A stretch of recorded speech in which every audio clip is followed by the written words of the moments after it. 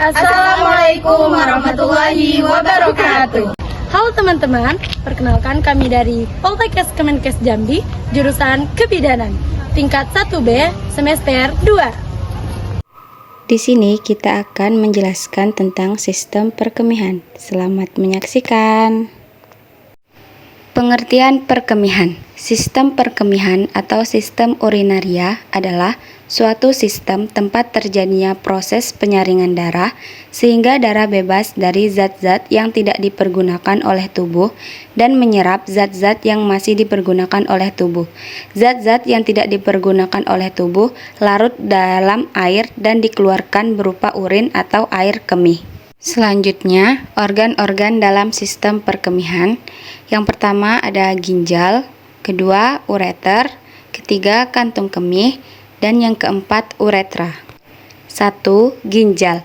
Ginjal pada gambar tersebut adalah organ utama dalam sistem perkemihan yang berbentuk seperti kacang dan berfungsi menyaring darah untuk membuang zat sisa metabolisme serta membentuk urin.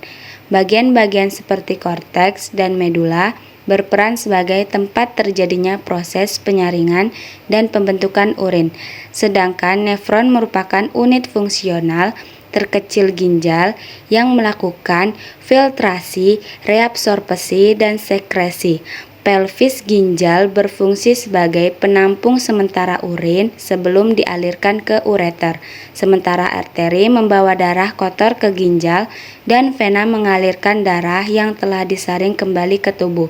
Secara keseluruhan, ginjal tidak hanya berperan dalam ekskresi, tetapi juga membantu mengatur tekanan darah, keseimbangan elektrolit, serta produksi hormon seperti eritropoietin yang penting dalam pembentukan sel darah merah. Ginjal menyaring darah dan menghasilkan urin, yang kemudian mengalir melalui ureter menuju kandung kemih.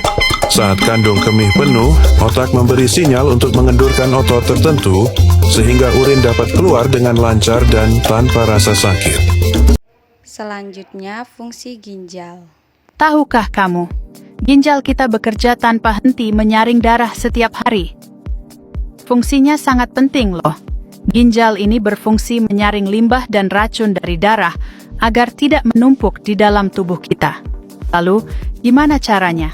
Darah yang masuk ke ginjal akan disaring oleh jutaan unit kecil yang disebut nefron.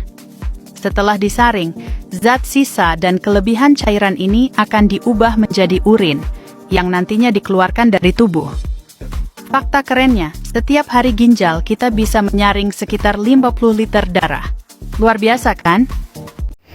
2. Ureter. Ureter adalah saluran berbentuk tabung kecil yang berfungsi mengalirkan urin dari ginjal ke kandung kemih melalui gerakan peristaltik. Ureter berjumlah 2 buah, masing-masing berasal dari setiap ginjal, dan memiliki dinding berotot yang membentuk mendorong urin secara terus-menerus agar tidak kembali ke ginjal, sehingga berperan penting dalam proses perkemihan. Ureter dibagi menjadi 2 bagian utama, yaitu yang pertama, abdominalis atau bagian perut, yaitu bagian ureter yang berada di rongga abdomen dimulai dari pelvis ginjal hingga memasuki rongga panggul. Yang kedua, pelvina atau bagian panggul, yaitu bagian ureter yang berada di rongga panggul yang kemudian bermuara ke kandung kemih. Selanjutnya ada lapisan ureter.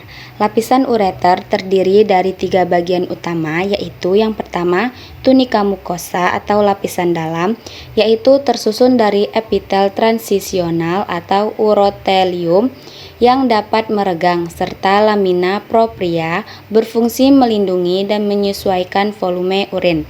Yang kedua, tunika muscularis atau lapisan tengah, yaitu terdiri dari otot polos atau lapisan longitudinal dan sirkular yang berperan dalam gerakan peristaltik untuk mendorong urin ke kandung kemih. Yang ketiga, tunika adventitia atau lapisan luar, yaitu berupa jaringan ikat yang mengandung pembuluh darah dan saraf, berfungsi melindungi serta menyongkong ureter. Selanjutnya, ureter mendapat aliran darah dari arteri renalis, arteri spermatica interna, arteri hipogastrika, dan arteri vesicalis inferior. Persarafan ureter merupakan cabang dari plexus mesentericus inferior, plexus spermaticus, dan plexus pelvis. Ketiga, kandung kemih. Kandung kemih atau vesika urinaria adalah kantung berongga untuk menampung urin, terletak di sebelah anterior tepat di belakang os pubis. Kandung kemih terdiri atas 3 lapis otot polos yang berfungsi mengosongkan kandung kemih saat urinasi atau proses buang air kecil. Selanjutnya, dinding kandung kemih terdapat 2 bagian besar, yaitu badan atau korpus yang berbentuk ruangan yang berdinding otot. Kedua, leher atau kolum, yaitu berbentuk corong. Dan yang terakhir, 4, uretra. Uretra merupakan saluran keluar dari urin yang diekskresikan oleh tubuh melalui ginjal, ureter, dan vesika urinaria. Uretra adalah saluran sempit yang berpangkal pada kandung kemih yang berfungsi menyalurkan air kemih keluar. Lubang tempat keluar urin disebut meatus uretra, terdiri atas rabut otot yang melingkar membentuk sphincter uretra. Selanjutnya, uretra pria. Pada laki-laki, uretra berjalan berkelok-kelok melalui tengah-tengah prostat, kemudian menembus lapisan fibrosa yang menembus tulang pubis ke bagian penis, panjangnya 20 cm. Digunakan sebagai tempat pengaliran urin dan sistem reproduksi.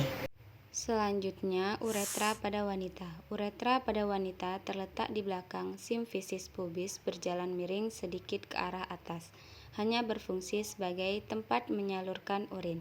Lapisan uretra wanita terdiri dari tunica muscularis atau sebelah luar. Lapisan spongosa merupakan plexus dari vena-vena, mukosa atau lapisan sebelah dalam. Terima kasih untuk teman-teman telah menyaksikan video kami. Sampai jumpa di video selanjutnya. Bye-bye!